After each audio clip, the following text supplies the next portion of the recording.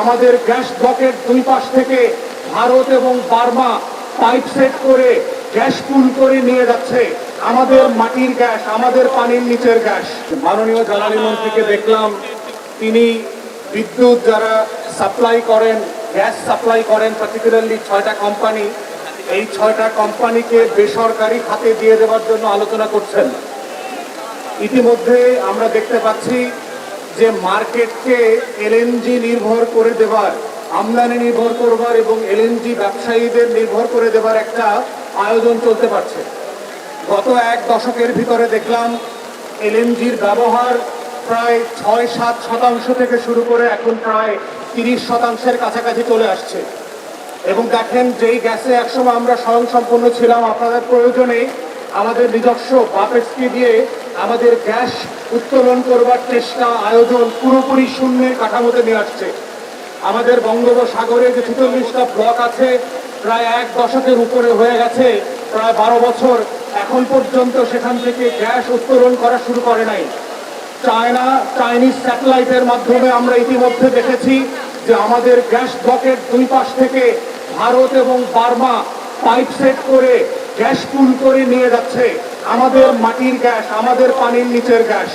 এবং পরিকল্পিতভাবে আমাদের জ্বালানি খাতকে বেসরকারি খাতে দিয়ে দেওয়া এবং আমদানি নির্ভর করে দেওয়া হচ্ছে বাংলাদেশের স্বাধীনতা, সার্বভৌমত্ব এবং জাতীয় নিরাপত্তার জন্য মারাত্মক হুমকি।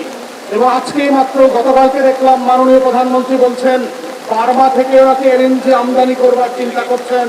এটা কি আপনারা বুঝে শুনে এই কথাগুলো বলছেন? যেই বার্মার সাথে আজকে আমাদের প্রায় 17 লক্ষ রোহিঙ্গা রিফিউজি এক্সচেঞ্জ এবং রিপাট্রিয়েশন আলোচনা এখনো সমাপ্ত হয় নাই, যেই বার্মির সীমান্তে আজকে বাংলাদেশের সভরেন্টি প্রত্যেক দিন আহত হচ্ছে, যেই বার্মা আমার আকাশ সীমানা লঙ্ঘন করেছে, বছরের পর বছর ধরে কিন্তু ক্ষমা চায় নাই, যেই বার্মির সীমান্তে আজকে আরাকান অঞ্চল আরাকান আর্মির কাছে চলে গেছে, সেখান থেকে আপনি কিভাবে পাইপলাইন আনবেন তার কোনো বাস্তব রূপান্তর না থাকার পরেও আপনি এই ধরনের কথা বলছেন। তাই আমরা দেখতে পাচ্ছি 2 কুইন্টাল বিদ্যুতে যেভাবে আওয়ামী লীগ পুরো বিদ্যুৎ খাতকে দখল করবার চেষ্টা করেছে এবং গত বছরগুলোতে সভরেন ক্লজ দিয়ে, স্বাধীন বাংলাদেশের রাষ্ট্রীয় আয়োজন দিয়ে এটার নিরাপত্তা ঝুঁকিতে ফেলে দিয়েছে। একইভাবে দেখতে পাচ্ছি বিএনপি সরকার তেল, গ্যাসের, জ্বালানির এই অংশ নিজস্ব বলয়ের ভিতর থেকে নিয়ন্ত্রণ করে, মালিকানা নিয়ন্ত্রণ করে বাংলাদেশকে আর একটা জ্বালানি ঝুঁকিতে ফেলছে। তাই আমরা বোধ করছি মাননীয় বিরোধী দলের নেতৃত্বে সংসদে এবং সংসদের বাইরে এগুলো নিয়ে ন্যাশনাল সিকিউরিটির জায়গা থেকে, জাতীয় নিরাপত্তার জায়গা থেকে এই আলোচনাগুলো হওয়া দরকার। এটা শুধুমাত্র গ্যাস লাইনে গ্যাস থাকা না থাকা, রান্না করতে পারা না পারার প্রশ্ন না, এটা রাষ্ট্রের সার্বভৌমত্বের প্রশ্ন। আসেন সবাই মিলে সে আলাপ তুলি এবং বাংলাদেশের জ্বালানি নিরাপত্তাকে রক্ষা করি আমাদের স্বাধীনতা এবং সার্বভৌমত্বের স্বার্থে।